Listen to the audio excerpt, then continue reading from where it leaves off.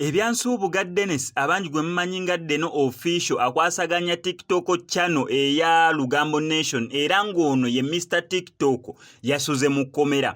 Olunaku olw'eggulo nakuzanyidde story eya Milk Bew yavuddeyo n'atwanjulira obubaka nti omuvubuka yali asaasanyiza akatambi oba omugambo nti yali afulumiza akatambi k'obuseegu baali badde bamaze dda okubeera nga bamukwata n'atuwa n'akatambi nga poliisi eri mu kubeera ng'emukwata. Oluvannyuma Milk Bew n'avaayo n'atunnyonnyola ensonga zonna nga weezaali n'ensonga lwaki Deno Official babadde bamukutte. Mwana wattu neesitudde engeri Deno Official gy'ali mukwano gwange ne ŋŋenda olunaku olw'eggulo ku CPS n'era gye nasiibidde ddala okuviira ddala ssaawa zaadde nga 8 paka ssaawa 12 bwe batugambye omanyi SMX ne ttiimu yo mugende mujja kukomawo enkeera. Nkedde ku makya kubeera nga mbawa updates ku ki ekiriyo. Amazima gali nti bamukutte balina obujulizi obutambi babulina okusinziira ku muganda wa Milk Bew gwe twabadde tuli mu kubeera nga twogerezeganya naye nebba wa Milk Bew omuvubuka ono gwe yagamba mbu ye yata obutambi obuseegu omusango guno eno bagulimu wakati nnyo.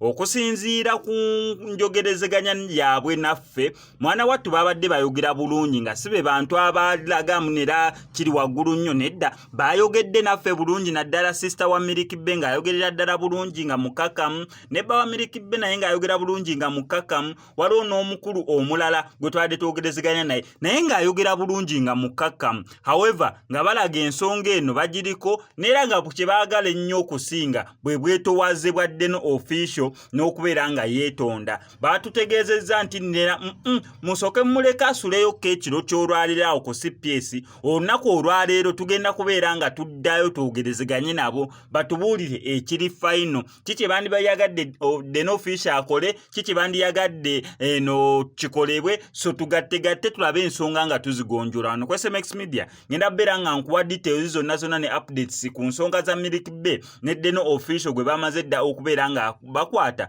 oba eyasuze mu kkomera ekiro ekikeeseza olunaku olwaleero. Gwe kyonna okukola subscribe nga ku SMX Media onyige notification bell ebisigadde obitulekere kubanga tuli ku source.